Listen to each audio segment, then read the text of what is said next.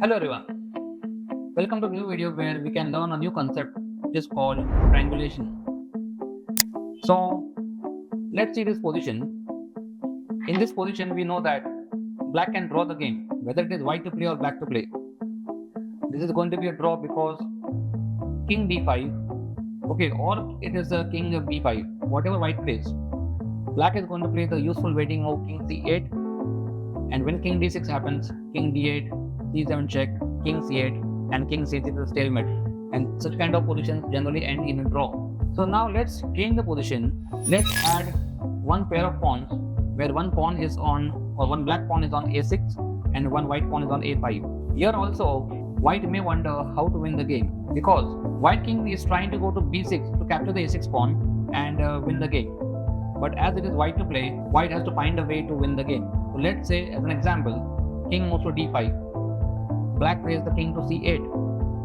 White plays king to d6. Then comes king to d8. He is gaining opposition. And after c7 check, king c8, king c6 ends in a stalemate. So white may be wondering how to actually move to b6. Because as it is white to play, white has to move the king away from the b6 square. So it looks almost impossible for white to win the game because this is actually ending in a stalemate and it's a draw. So if white wants to win the game, or the player who wants to win the game here, the player needs to use the method of triangulation and win the game. So let's see how white can win the game by using triangulation. If king goes to d5, black moves the king to c8, that's correct move. Okay. So here comes the brilliant move which white can play, which is king to d4. How it's a brilliant move? The reason being, white is asking some questions to black, that can you really come to c7? Because when you come to c7, my king jumps to c5 and it is the black to play, so the same king has to go back and king b6 grabs the a6 pawn and white wins the game. So black is not allowed to go to c7. So black may play the king to d8 or b8. Imagine the king goes to d8 as an example. White plays one more brilliant move, king c4. Asking questions again to black, can you come to c7? Because I am ready to jump to c5.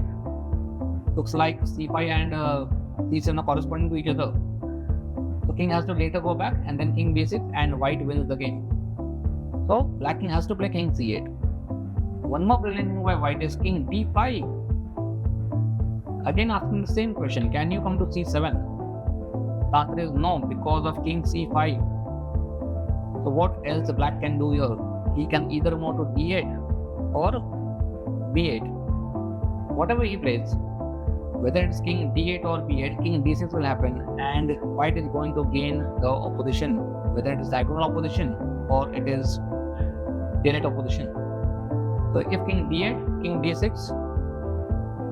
king c8, c7, black king slips down to b7, and this is actually white winning. White may be excited to win the game by c8 equal to queen, but this is actually a mistake and it's a stalemate. So the winning move here would be king to c6, give a check, and then win the game here. So let's go back to that position. So if the king moves to c7, the white king goes back to c5. So this is exactly the same position which we saw earlier. And the only difference is that it is now black to play.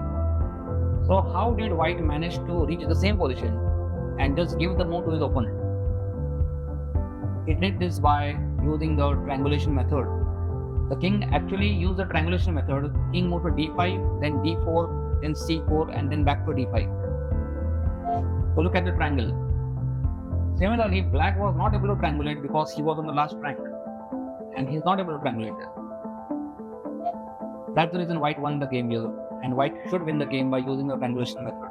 Hope all of you understood the method of triangulation. Thank you for watching this video. Watch out for some more videos of triangulation.